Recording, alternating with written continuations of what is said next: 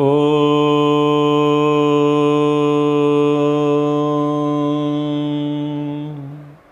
सहनाववतु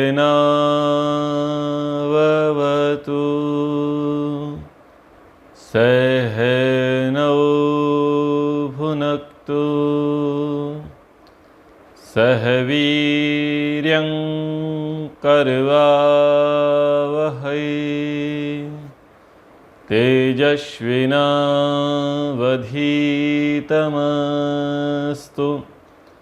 मा विद्विषावहै। ॐ शान्ति शान्ति शान्तिः। कठोपनिषद चतुर्थ वल्ली आत्मा परमात्मा का जो प्रसंग चल रहा है उसे अब हम आगे बढ़ाते हैं। पिछले प्रसंगों में परमात्मा के विषय में चर्चा हुई थी।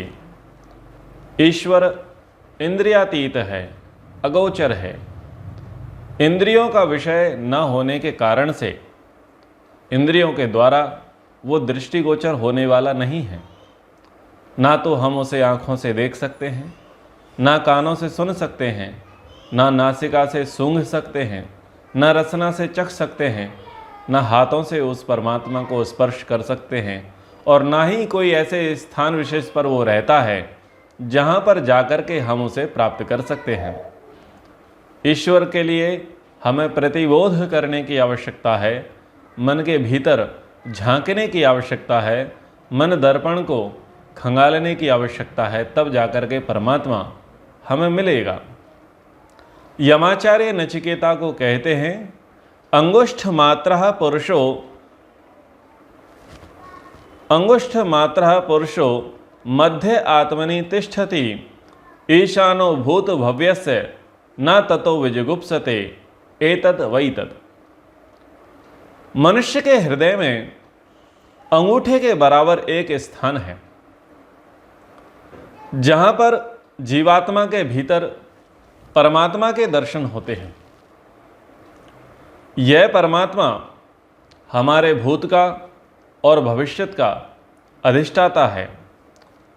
उस परमात्मा को जान लेने के बाद मनुष्य को दोबारा ऐसी अवस्था में नहीं पड़ना पड़ता जिससे उसका जन्म मरण हो, उसको रोग शोक व्याधि अकाल और अनेक प्रकार के जो दुख हैं उन दुखों से उसे सामना करना पड़े। इन सब की उसकी नितांत निवृत्ति हो जाती है। जब व्यक्ति परमात्मा को अपनी आत्मा के भीतर प्रत्यक्ष देखता है, ईश्वर को अनुभव करता है, ईश्वर की अनुभूति करता है, तब व्यक्ति के भीतर से घृणा के भाव नष्ट हो जाते हैं। घृणा तब तक ही हम करते हैं जब तक हम विकार प्राप्त करते हैं। एक व्यक्ति से बात हुई, मैंने पूछा कि कोई ये कहे कि हम आपको प्रेम करते हैं और यदि आप हमें प्रेम करोगे तो हम अपना सर्वस्व आपको अर्पण कर देंगे, ये बात किस प्रकार से है, क्या ये ठीक है?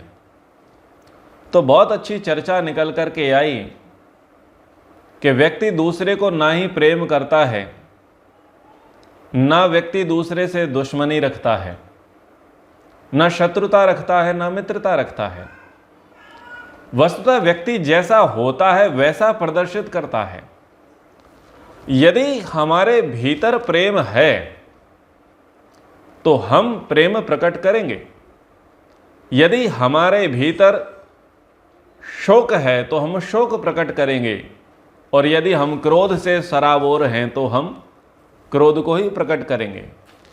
हमारा गुण है, हमारे अंदर वो विद्यमान भाव है, वो विद्यमान भाव हमारे भीतर ओत प्रोत हैं। तो जैसे ही हमारे सम्मुख कोई व्यक्ति या वस्तु प्रकट होता है, सामने आता है, तो बस हम वैसा उसके सामने प्रकटीकरण करने लग जाते हैं। यदि क्रोध से रिलेटेड व्यक्ति है, आलम्बन ऐसा आता है जो क्रोध करने वाला है, तो आप व्यक्ति पर क्रोधी नहीं हो रहे हैं। व्यक्ति को देख करके आपके अंदर जो क्रोध था, जो दबा हुआ था, वो उद्बुद्ध हो रहा है, वो प्रकट हो रहा है। व्यक्ति तो केवल मात्र आपका निमित्त कारण है। व्यक्ति पर जो आप क्रोध कर रहे हो, तो व्यक्ति यहां पूरा कारण नहीं है। क्रोध आपके भीतर था, इसलिए आप प्रकट कर रहे हो। ऐसे ही प्रेम आपके अंदर है, बस प्रेम को उद्बुद्ध करने वाला एक निमित्त कारण आपके सामने प्रस्तुत हो गया, और उसको देख करके आपके अंदर से प्रेम के हिलोड़े आने आरंभ हो गए और आपने प्रेम को प्रदर्शित करना आरंभ कर दिया।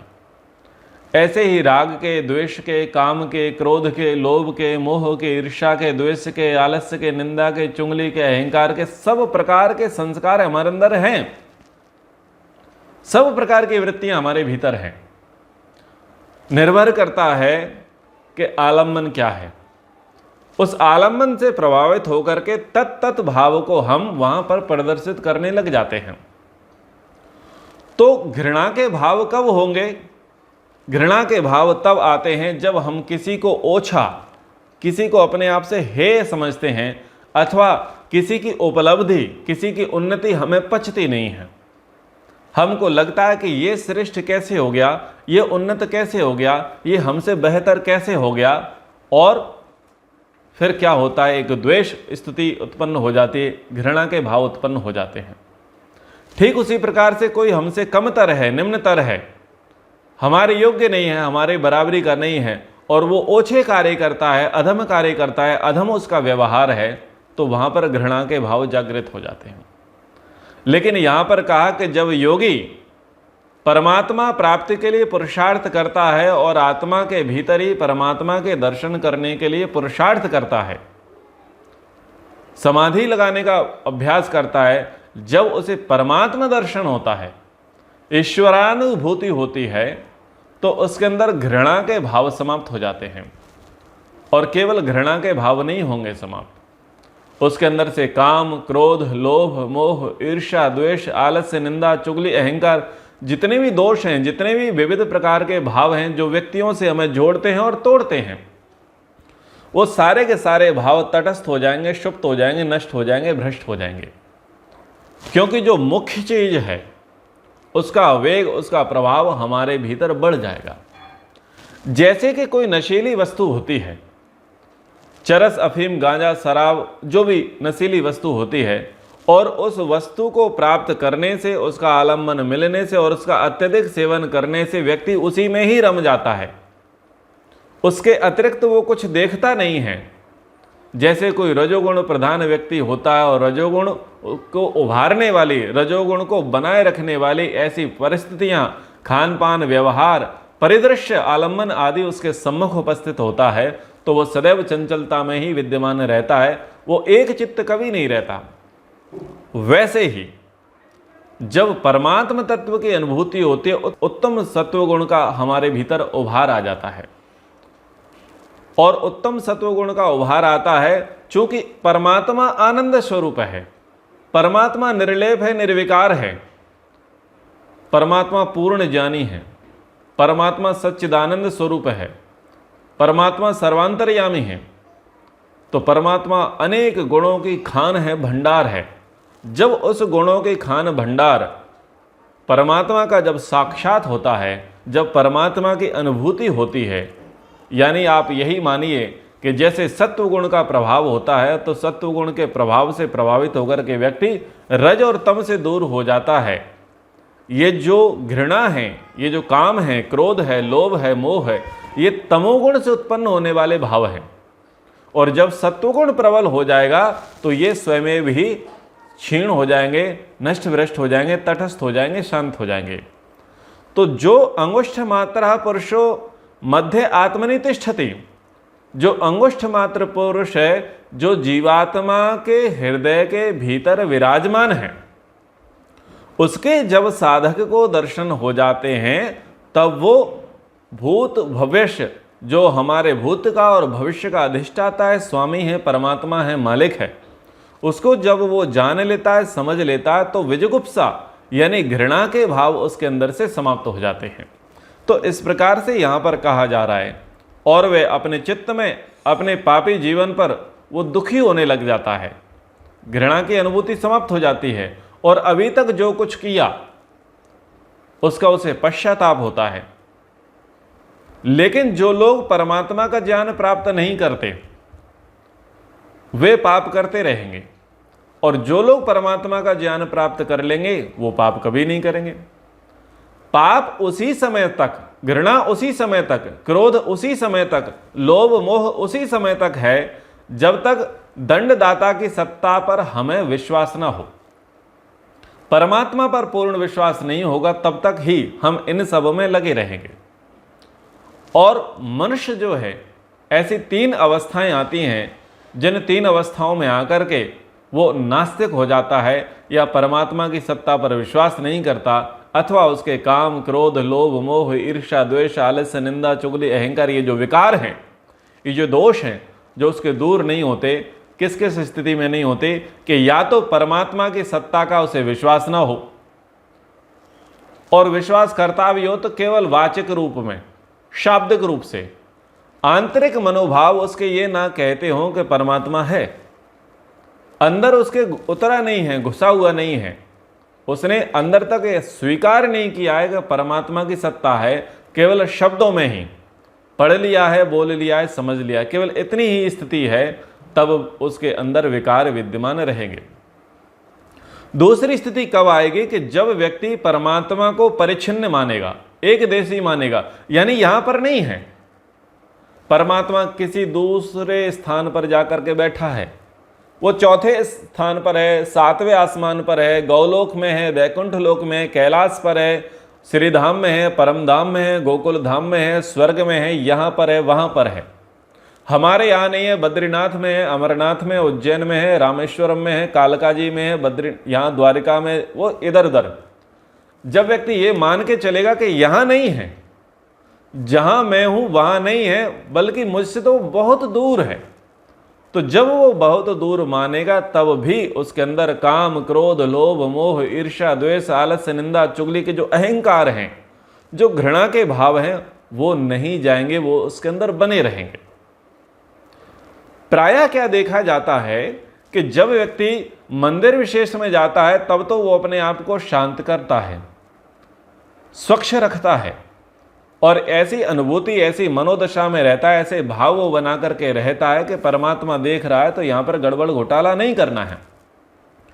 पर जैसे ही वो उस प्रांगण को छोड़ करके बाहर निकलता है तो वो अपने रूप को बदलना आरंभ कर देता है, यानी वो मान लेता है कि परमात्मा की जो सत्ता है वो यहां पर इस बगिया तक, इस बगीचे तक, इस 4 दीवारी तक, इस बाउंड्री वॉल तक, इस क्षेत्र विशेष तक ही परमात्मा की सत्ता थी। अब मैं यहाँ से बाहर निकल करके आ गया हूँ तो अब मैं अपने ओरिजिनल रूप में आ जाऊँगा, यानी अब मैं सब कुछ कर सकता हूँ। केवल वहाँ अंदर गए थे तब तक नो एंट्री थी, उन प्रकार के विचारों के लिए, व्यवहारों के लिए, कर्मों के लिए नो एंट्री थी। बस यहाँ से निकले हैं तो सब फुल एंट्री है, सब कुछ कर सकते हैं। यानी परमात्मा को जब एक देशी माना जाएगा, चाहे वो साकारवाद वाले हों या निराकारवाद वाले हों, परमात्मा को स्थान विशेष पर मानने वाले हों या परमात्मा को सर्वव्यापक मानने वाले हों, लेकिन यदि उनकी बुद्धि में ये रहेगा कि परमात्मा एक देशी है, परिच्छिन्न है, यहां है वहां नहीं है, तब वो व्यक्ति अपने दोषों को नहीं छोड़ेगा। पिछले प्रसंग में यमाचार्य ने उन शंकाओं का पहले ही समाधान कर दिया कि लोग ऐसा मानते हैं कि परमात्मा यहाँ है वहाँ नहीं है, इसलिए उन्होंने कहा कि परमात्मा जो यहाँ है वही वहाँ है। जैसे परमात्मा की सत्ता यहाँ पर चल रही है वैसे ही परमात्मा की सत्ता वहाँ पर कायम है। जैसे वर्तमान जीवन में आप परमात्मा को देख रहे हैं, सुन रहे हैं, जान रहे हैं, समझ रहे हैं, परमात्मा का ही सारी विचित्र माया है, लीला है, जैसे वर्तमान में ही है वैसे ही आपके भूत पिछले जन्मों में थी और वैसे ही भविष्य आपके अगले जन्मों में होगी। जैसे इस सृष्टि पर परमात्मा का शासन चल रहा है, वेद की मान्यता विद्यमान है, इस सौर मंडल में है, ऐसे ही असंख्यात सौर मंडलों में भी परमात्मा की इसी प्रकार की व्यवस्था है। अनेकों आकाश गंगाओं में भी परमात्मा की इसी प्रकार की व्यवस्था है, यथा तथ्यत है, कोई बिगाड़ नहीं है। ऐसा नहीं है कि परमात्मा सीख रहा हो, कहीं पर कुछ गड़बड़ी हो गई हो तो अब उसने सुधारा हो। ईश्वर के नियम अकाट्य हैं, सार्वभौमिक सनातन हैं, उसमें कोई परिवर्तन नहीं आता। और इस ईश्वर रसेन तृप्त, रस से तृप्त है, आनंद से तृप्त है। तो ये बातें यमाचार्य ने पहले ही कह दी, क्योंकि लोगों की मान्यताएं बड़ी विचित्र हैं, लोग ऐसा मान लेते हैं। तो दूसरी स्थिति यही है कि जब एक देशी मानेंगे तब जाकर के व्यक्ति परमात्मा को साइड करेगा और अपने जो दोष हैं उन दोषों को वो प्रकट करने लग जाएगा। और तीसरी दशा आती है कि जब हमें किसी ऐसी सत्ता का विश्वास हो जाए जो पाप करने के बाद पाप के कर्म फल से हमको बचा सके। ये तीसरी स्थिति है कि पाप कर्म करेंगे, लेकिन कुछ ऐसा विधान भी है, कुछ ऐसा नियम भी है, कुछ ऐसा कर्मकांड भी है, कुछ ऐसा पूजा पाठ भी है कि जिसको हम कर लेंगे तो हमारे सारे पाप कर्म नष्ट भ्रष्ट हो जाएंगे, धूमिल हो जाएंगे। महानुभावों, ये तीन बातें बड़ी ही महत्वपूर्ण हैं और इन्हीं बातों का बोलबाला सर्वाधिक संसार में देखा जाता है। सबसे पहला तो ये है कि लोग परमात्मा को स्थान विशेष पर मानते हैं, इसलिए गड़बड़ घोटाला करते हैं। दूसरी बात यह है कि लोग ऐसा जानते हैं कि यदि हम कुछ पुण्य कर्म कर लेंगे और उससे हमारे पाप कर्म कट जावेंगे तो क्या होगा, कोई तकलीफ नहीं है। हम सारे ये जितने काम करते आए हैं वो सब काम हमारे अनवरत चलते रहेंगे, कोई आपत्ति नहीं है। पाप हमारे माफ़ होते रहेंगे, पापों के दंड हमें मिलेगा नहीं, पापों का हम प्रायश्चित कर लेंगे, उसके बदले कुछ अनुष्ठान पूजा पाठ कर लेंगे। तो यहाँ पर इस प्रकार से बातों को समझाने का प्रयास किया 12वें श्लोक में। 13वें श्लोक में यमाचार्य कहते हैं, अंगुष्ठ मात्रा पुरुषो ज्योति आवधूमकः ईशानो भूत भव्यस्य सा एव अद्य सा उ स्वः एतद वैतद। अंगुष्ठ मात्र पुरुषो मध्य आत्मनि तिष्ठति, ये जो वचन कहा गया, तो इसको मैं पुनश्च एक बार दोहरा देता हूं कि अंगुष्ठ मात्र स्थान क्या है। अंगुष्ठ मात्र यानी जो हमारे अंगूठे के बराबर का जो स्थान है, उस स्थान को अंगुष्ठ मात्र कहा गया है। और हृदय कहा गया है यहां, ये जो हमारा हृदय है, इस स्थान पर अंगूठे के जैसा गड्ढा है, दोनों स्तनों के मध्य में यहां पर ये अंगूठे के बराबर गड्ढा है, उस गड्ढे को हृदय कह रहे हैं। और यहीं पर आत्मा रहता है और यहीं पर परमात्मा रहता है। जीवात्मा जब साधक योगी जब धारणा लगाता है तो सर्वाधिक ध्यान उनका तब लगता है जब वो हृदय प्रदेश में धारणा करते हैं। योग दर्शन में महर्षि पतंजलि धारणा के कई स्थान बताते हैं। भ्रू मध्य बताते हैं, यहाँ पर नासिकाग्रे बताते हैं, कंठ पर बताते हैं, हृदय प्रदेश बताते हैं, नाभि बताते हैं। इन स्थानों पर धारणा करनी चाहिए।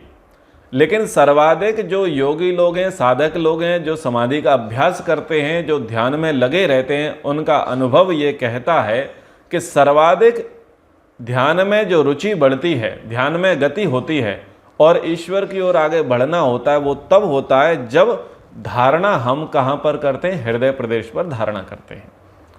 लोग धारणा कहाँ करते हैं, लोग धारणा बाहर करते हैं। जब उपासना कराई जाती है या तथाकथित रूप से ध्यान के प्रशिक्षण के, योग के प्रशिक्षण कराए जाते हैं, तो धारणा बाहर करा दी जाती है। उनसे कहते हैं कि ये ज्योति स्वरूप जो बिंदु है वो जल रहा है, प्रकाशित हो रहा है, आप उस पर धारणा करो, यानी त्राटक करो। फिर कहते हैं कि ऐसे अंगूठे को करो और अंगूठे को इस प्रकार से देखते रहो, आपकी धारणा बन जाएगी। तो वो किसी बाहर के स्थान विशेष पर धारणा कराने का प्रयास करते हैं। शरीर से बाहर धारणा करोगे तो कभी भी ध्यान नहीं लगेगा। उपासना का नियम यह है कि जहां पर धारणा की जाएगी ध्यान वहीं लगेगा। अब शरीर से बाहर किसी मूर्ति, किसी चित्र, किसी ज्योति, किसी प्रकाशपुंज, किसी लाइट, किसी भी वस्तु के ऊपर आप धारणा करोगे, फोकस करोगे, त्राटक करोगे, कंसंट्रेट करोगे, तो बताओ आपका ध्यान कैसे लगेगा? ध्यान नहीं लग सकता, क्योंकि आप वहां पर नहीं हो, उस लाइट के पास आप नहीं हो, उस ज्योति बिंदु के पास आप नहीं हो। उस मूर्ति चित्र के पास आप नहीं हो, आप यहाँ पर हो, आप अपने भीतर हो, आपकी परिधि आपकी शरीर है। इस शरीर की सीमा से बाहर आप नहीं जा सकते। इसलिए शरीर से बाहर धारणा करना व्यर्थ प्रयास है, कभी भी सफलता नहीं मिल सकती। इसलिए धारणा करनी है तो कहां पर करनी है? शरीर में ही करनी है, क्योंकि जहां पर धारणा करोगे वहीं पर ध्यान होगा, और जहां पर ध्यान होगा वहीं पर समाधि होगी। आप भी शरीर के भीतर हैं, परमात्मा भी शरीर के भीतर है, तो आपको धारणा इन्हीं स्थानों पर करनी होगी, तभी जाकर के आपका ध्यान लगेगा, तभी आपकी समाधि होगी। ऐसा नहीं है कि परमात्मा बाहर नहीं है, परमात्मा बाहर भी है। जैसे परमात्मा भीतर है वैसे ही परमात्मा बाहर है। भले ही आप धारणा बाहर करो, लेकिन सोचिए आप बाहर नहीं हो। आपने किसी वृक्ष पर, जैसा कि मैंने बताया कि लोग बाहर धारणा करते हैं, तो यदि बाहर की वस्तु पर आप फोकस करेंगे, वहां धारणा करेंगे, तो श्रीमान आपका ध्यान नहीं लगेगा, क्योंकि वो वस्तु बाहर है, आप बाहर नहीं हैं, आप भीतर हैं। और आप भीतर होने के कारण से भले ही धारणा बाहर की गई है, भले ही परमात्मा बाहर है, लेकिन आपका मिलन नहीं हो सकता। मिलन तभी हो सकता है कि जब दोनों पास पास में हो, और दोनों पास पास में कहाँ है? शरीर में है। इसलिए कहा अंगुष्ठ मात्रः पुरुषो मध्य आत्मनि तिष्ठति। वो परमात्मा यहाँ पर विराजमान है, हृदय रूपी गुफा में विराजमान है। यहीं पर उस परमात्मा के साक्षात्कार होगा, यहीं पर उस परमात्मा का दर्शन होगा। आगे के श्लोक में जो कह रहे हैं कि अंगुष्ठ मात्रः पुरुषो ज्योति आवधूमिका ईशानो भूत भव्यस्य सा एव अद्य सा उस्वः एतद वैतद। अब यहां पर भूत भव्यस्य इस बात को दोहराया गया है, आवृत्ति की गई है। अंगुष्ठ मात्रः पुरुषो इस शब्द की भी पुनरावृत्ति की गई है, यानी अब इस बात को जोर दे करके कहा जा रहा है। जब एक बात को रिपीट करके कहा जाए तो इसका अर्थ ये होता है कि वो बात बड़ी महत्वपूर्ण है। जब कोई व्यक्ति आपसे ये कहे कि भाई ये काम कर लेना, ध्यान देना, भूल मत जाना, करना जरूरी है, बहुत इंपॉर्टेंट है, इसका अर्थ ये है कि वो कार्य करना है कंपलसरी, जोर दे करके रिपीट करके बोला जा रहा है। तो ऐसे ही यहाँ पर अगले श्लोक में इन शब्दों की पुनरावृत्ति हुई है कि अंगुष्ठ मात्रः पुरुषो, वो परमात्मा हृदय रूपी गुफा में छिपा हुआ है, अंगुष्ठ मात्र स्थान पर छिपा हुआ है, वहां पर विराजमान है। और क्या क्या? भूत भव्यस्य, भूत और भविष्य का वो स्वामी है, यानी आपके भूत का और भविष्य का वो अधिष्ठाता। ये दोनों बातें यहाँ पर आवृत्ति के रूप में आई हैं। तो वो जो परमात्मा है वही ब्रह्म सब जगह है, यहाँ भी है, वहाँ भी है, सभी जगह वही है। जब सब जगह वही परमात्मा है तो अंगुष्ठ मात्र थोड़ा सा भी उसका ज्ञान संपूर्ण ज्ञान कराने के बराबर है। थोड़ा भी पकड़ लोगे तो सारी जानकारी मिल जाएगी। व्यक्ति का शरीर कितना बड़ा है? बहुत लंबा चौड़ा शरीर है, लेकिन केवल थंब लगा दो, ये थंब लगाने मात्र से व्यक्ति की पूरी जानकारी मिल जाएगी, पूरा बायोडाटा मिल जाएगा कि व्यक्ति कौन है, कहाँ से आया है, उसका सब कुंडली उसकी समझ में आ जाएगी। तो ऐसे ही परमात्मा तो सर्वव्यापक है, सर्वांतर्यामी है, सच्चिदानंद स्वरूप है, लेकिन अगर इतना मात्र आपको पकड़ में आ गया तो समझ लो आपकी नैया पार हो गई। बच्चा छोटा होता है और छोटा बच्चा अपने पिता की उंगली पकड़ करके चलता है, उंगली पकड़ करके चलता है तो उसको समझ में आता है कि सारा संसार मेरे हाथ में, सारी दुनिया मेरे हाथ में, सारी कायनात मेरे हाथ में। क्योंकि पुत्र को उससे बड़ा सुख नहीं मिलता जब वो पिता की उंगली पकड़ करके चल रहा होता है, और पिता को अपने आप में बड़ा गर्व होता है कि मेरा पुत्र मेरी उंगली पकड़ करके चलना सीख गया है, आज मैं इसको उंगली पकड़ करके चल रहा हूँ, कल ये मेरा पथ प्रदर्शक बनेगा, मार्गदर्शक बनेगा। तो भाव बड़े विचित्र होते हैं चीज़ों के, यदि हम समझने का प्रयास करें तो बहुत कुछ बातें हमको समझ में आती हैं। तो वह एक ज्योति के समान है, एक ऐसी ज्योति जिसमें कोई धुआं नहीं होता, कोई विकार नहीं होता। अब यहाँ पर क्या होता है कि इन्हीं श्लोकों को लेकर के कुछ सांप्रदायिक लोग हैं, वो अलग तरीके से व्याख्यात करना आरंभ कर देते हैं। वो ये मानते हैं कि आत्मा और परमात्मा ज्योति स्वरूप है। कहते हैं कि कठोपनिषद में कहा है कि ज्योति आवधूमिका, वो ज्योति स्वरूप है, प्रकाश पुंज है।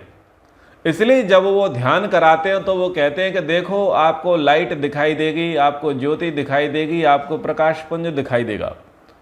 और आर्य विचारधारा में आए हुए लोग जब उपासना की तैयारी करते हैं, ध्यान की तैयारी करते हैं, साधना करते हैं, संध्या करते हैं, आधा आधा घंटा, 40 मिनट, 45 मिनट, 1 घंटे बैठते हैं, तो फिर उनको कुछ ऐसा लगता है कि कुछ चमक चल रही है, कुछ प्रकाश दिखाई दे रहा है, कुछ प्रसन्नता की अनुभूति होती है, तो वो तुरंत आसन से खड़े हो जाते हैं और अपने आप को गौरवान्वित अनुभव करते हैं। उनको लगता है कि वाह, मैंने तो एक झटके में पार पा लिया। और वो मान लेते हैं कि जैसे उन्होंने आत्मा या परमात्मा का दर्शन कर लिया, जबकि वो सारी स्थिति सत्व गुण की होती है। वो जो सुख मिलता है, जो आनंद मिलता है, जो प्रकाश जैसी स्थिति दिखाई देती है, वो अभौतिक यानी वो ईश्वरीय नहीं है, ना ही वो आत्मीय है, वो भौतिक है। वो सत्वगुण के प्रभाव के कारण ऐसी स्थिति होती है। तो हमारे लोग चूंकि शंका करते हैं, उनकी शंकाओं का समाधान हो जाता है, उनको बातें समझ में आ जाती हैं, इसलिए वो वहाँ पर नहीं रुकते, उनका बिगाड़ नहीं होता, वो उत्थान की ओर आगे बढ़ जाते हैं और बहुत परिश्रम करके, पुरुषार्थ करके आगे बढ़ते हैं, साधना करते रहते हैं वर्षों वर्षों। लेकिन अन्य मतों में बस ये कह दिया जाता है कि यही कृतकृत्यता है। आपने ज्योति स्वरूप के प्रकाश पुंज के दर्शन कर लिए, मतलब आपने परमात्मा के दर्शन कर लिए हैं। अब आप शुद्ध हो चुके हैं। अब आप जिस पर हाथ रख दोगे उसके कार्य पूरे हो जाएंगे, जिसको भभूति दे दोगे उसके कार्य पूरे हो जाएंगे, जिसके कान में मंत्र दे दोगे वो मंत्र सिद्ध हो जाएगा। तो इस प्रकार की मान्यताएं, विचारधाराएं समाज में चल पड़ती हैं। वो व्यक्ति भी ऐसे मानने लग जाता है, जो कि टोटली अशास्त्रीय है। तो कभी कभी शब्दों के इस प्रकार से गलत अर्थ ले लिए जाते हैं कि परमात्मा ज्योति स्वरूप है, लेकिन यहाँ पर केवल बताया जा रहा है, समझाया जा रहा है। आप केवल ज्योति स्वरूप मान करके बैठ जाओगे और यहाँ पर इतने सारे जो व्याख्यान हुए हैं वो ये कहते हैं कि परमात्मा का कोई रूप नहीं है, फिर वो ज्योति स्वरूप कैसे? परमात्मा स्वयं प्रकाश स्वरूप है, लेकिन परमात्मा में कोई भौतिक प्रकाश नहीं है। तो जब आप ये बातें सुनते हैं तो आपकी बुद्धि में ये बात क्यों घुस जाती है कि आप उसे ज्योति स्वरूप मान लेते हैं?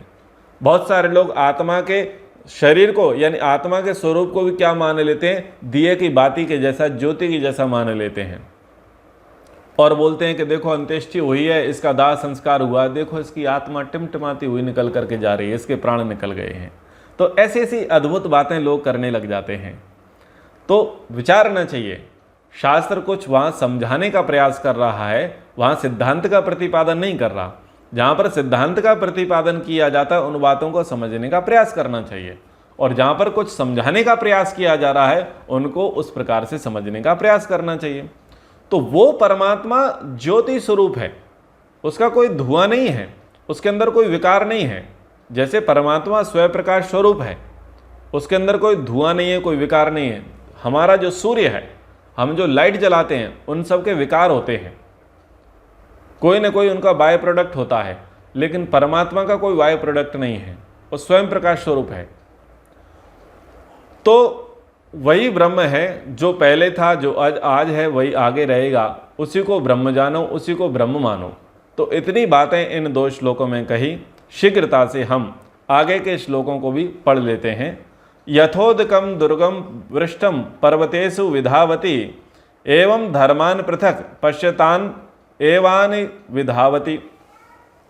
तो जैसे पर्वत होता है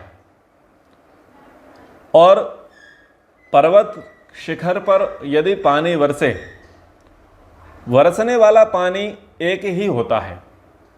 पर्वत की चट्टानों पर जब वो पानी पड़ता है तो वो अलग अलग धाराओं में बहने लग जाता है, लेकिन वस्तुतः होता वो एक ही पानी है। हम अपनी बुद्धि से उस पानी में भेद करने लग जाते हैं। और पानी का धर्म क्या होता है? बहना। पानी हमेशा नीचे की ओर बहने का प्रयास करेगा, क्योंकि वो अधोगति वाला है। पानी का धर्म ही है वो ऊपर से नीचे को बहेगा और पूरे वेग के साथ बहेगा। तो यहाँ पर इतनी बात समझनी चाहिए कि जब हम आत्मा परमात्मा का साक्षात्कार करने के लिए प्रयासरत होंगे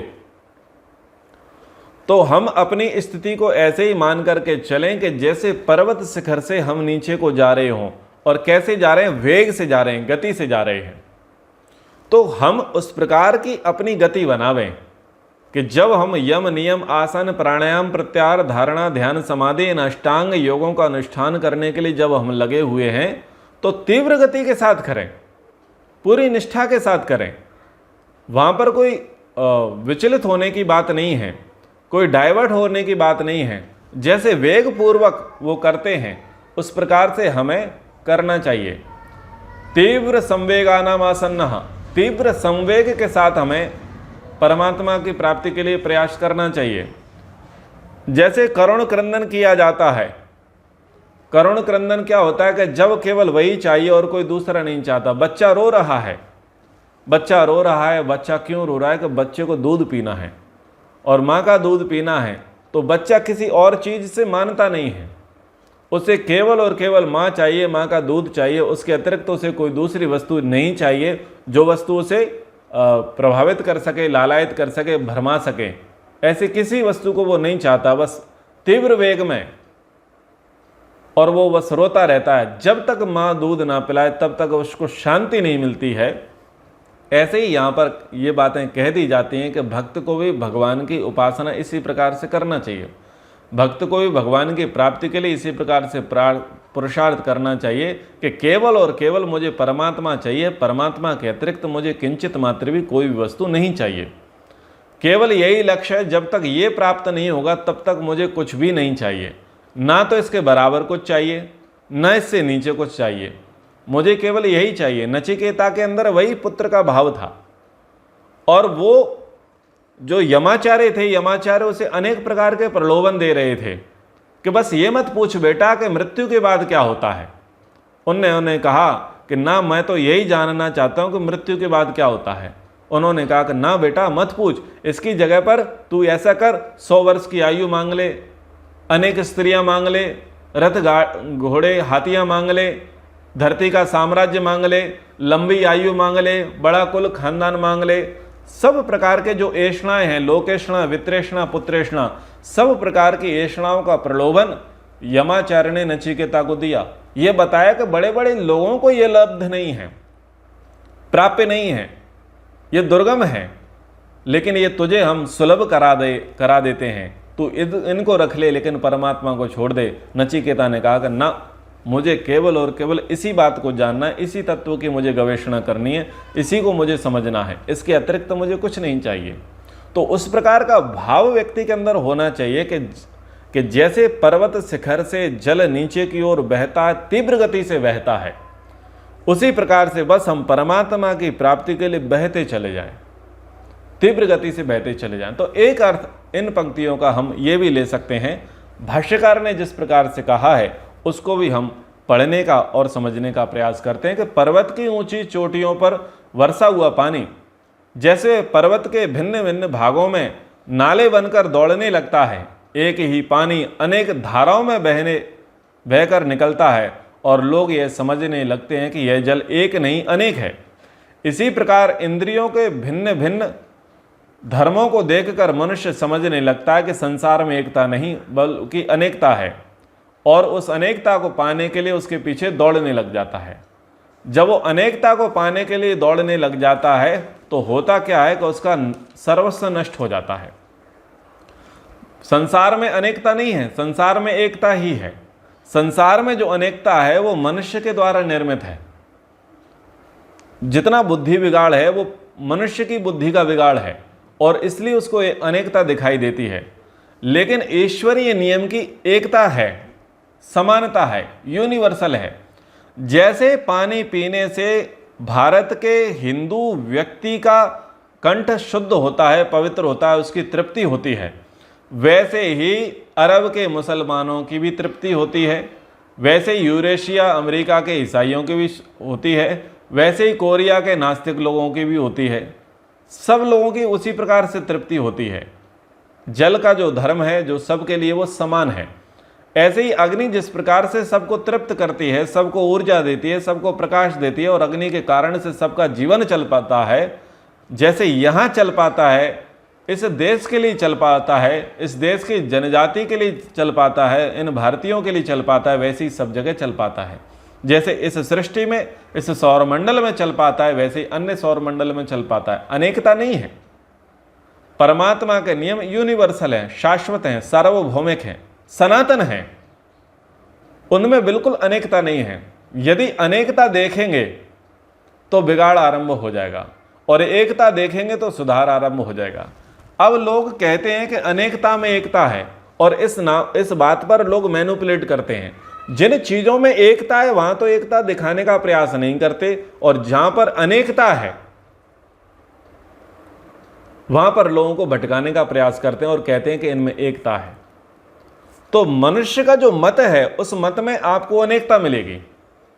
हमारे मत से अन्य व्यक्ति सहमत नहीं है, और अन्यों के मत से हम सहमत नहीं हैं। लेकिन जो प्रकृति के नियम हैं, जो परमात्मा के नियम हैं, उन सब से सब सहमत हैं।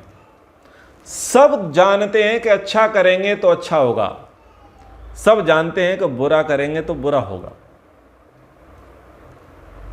सब जानते हैं कि पेड़ हमें छाया देते हैं, पेड़ों से हमें औषधि, अन्न और वृक्ष, फल, सब कुछ इन वनस्पतियों से हमें प्राप्त होता है, तो हमें इनकी केयर करनी चाहिए। जो सनातन नियम है, उन सब नियमों को सब जानते हैं, वो एकता है। लेकिन हमारी अनेकता अलग है कि हमारे कानून अलग हैं, पड़ोसी देश के कानून अलग हैं, हमारी विचारधारा अलग है और उनकी विचारधारा अलग है। अब उन अलग अलग विचारधाराओं में वो ये बताने का प्रयास करते हैं कि ये सब एक है, तो वो ठीक नहीं है। सारी विचारधाराएं एक नहीं है। ईश्वरीय विचारधारा एक है, वेद मत एक है, मनुष्य मत अनेक है। उन अनेकता में कभी एकता नहीं हो सकती, और ईश्वरीय मत जो एक है उसमें आप अनेकता देखोगे तो फंस जाओगे। तो इस प्रकार से समझने का प्रयास करना चाहिए। एक अंतिम वाक्य उन्होंने कहा, यथोदकम शुद्धे शुद्धम आशिक्तम तादृगेव भवति एवं मुनिर्विजानत आत्मा भवति गौतमा। हे गौतम, जैसे शुद्ध जल को शुद्ध जल में डाल दें तो वह शुद्ध बना रहता है, और यदि अशुद्ध में डाल दें तो अशुद्ध हो जाता है। इसी प्रकार शुद्ध आत्मा शुद्ध स्वरूप परमात्मा के साथ मिल जाए तो शुद्ध स्वरूप हो जाता है, और अशुद्ध संसार में मिल जाए तो अशुद्ध रूप बन जाता है। ऐसी आत्मा की गति है। जैसे कहा जाता है कि पानी से पानी मिले मिले कींच से कींच, ज्ञानी से ज्ञानी मिले मिले नीच से नीच। जैसी जैसी व्यक्ति के साथ हम मिलते चले जाएंगे वैसे वैसे बनते चले जाएंगे। जैसे बारिश की बूंद एक होती है, कदली सीप भुजंग, और वो बारिश की बूंद अलग अलग जगह पर गिर करके अलग अलग प्रभाव देने लगती है। यदि सीप में गिरेगी तो मोती बन जाएगी, यदि वो भुजंग वो सांप के मुंह में गिरेगी तो विष बन जाएगी। बूंद एक ही है। तो ऐसे ही यदि व्यक्ति परमात्मा के साथ जोड़ेगा तो वो घृणा नहीं करेगा, वो लोभ नहीं करेगा, वो क्रोध नहीं करेगा। जो विकार हैं उन विकारों से वो पृथक हो जाएगा, शुद्ध हो जाएगा, क्योंकि उसकी संगति किसके साथ है? परमात्मा के साथ है। और जब व्यक्ति की संगति संसार के साथ होगी तो जैसा संसार होगा वो वैसा बन जाएगा। तो यहां पर संगति का असर है। यदि परमात्मा की संगति करेंगे तो आत्मा की उत्तरोत्तर उन्नति होगी, और यदि संसार की संगति करेंगे तो जैसा संसार है वैसा वो आत्मा बनता चला जाएगा। तो आप लोग भी संगति से सुपरिचित हैं। अच्छे लोगों की संगति हमको अच्छा बनाती है और बुरे लोगों की संगति हमें बुरा बनाती है। यही आत्मा की गति है। अब हम विचार कर लेवें कि हमें ऊपर उठना है या पतन को प्राप्त करना है। यदि ऊपर उठना है तो संगति करें, स्वाध्याय करें, साधना करें, तपस्या करें। इससे हमारी संगति अच्छी रहेगी और हमारी उन्नति हो जाएगी। यदि हम अपना डिमोशन चाहते हैं, प्रमोशन नहीं चाहते हैं, तो जिनका खान पान ठीक नहीं है, जिनकी दिनचर्या ठीक नहीं है, जिनका आचार विचार ठीक नहीं है, जिनका धन वैभव ठीक नहीं है, जिनका बोलचाल ठीक नहीं है, ऐसे लोगों के साथ रहें, हम बिगड़ जाएंगे। हम जीते जी मनुष्य रूप में ही पशु बन जाएंगे। तो ये हम पर निर्भर करता है। इसलिए हमारा जो मूल भाव है वो यही है कि हम अविद्या से दूर रहें, राग द्वेष से दूर रहें, मोह से दूर रहें, काम क्रोध लोभ मोह ये जितने सारे विकार हैं इन विकारों से दूर रहें। तो यदि हम दूर रहना चाहते हैं हम सुखी रहना चाहते हैं, संपन्न रहना चाहते हैं, आनंद की अनुभूति करना चाहते हैं, या ये कहें कि जन्म मरण के चक्कर से छूटना चाहते हैं, तो जिसके पास ये चीज़ है, जो हमें मुक्ति दिला सकता है, जो हमारे जीवन को कृतार्थ कर सकता है, जो हमारी पुरुषार्थ की सिद्धि करा सकता है, हम उसके साथ जुड़ जाएं, यानी हम परमात्मा तत्व के साथ जुड़ जाएं। तो यहाँ पर कठोपनिषद की चतुर्थ वल्ली का अब हम समापन करते हैं। आगे से पंचम वल्ली को आरंभ करेंगे। कक्षा को यहाँ पर विराम करते हैं। ओ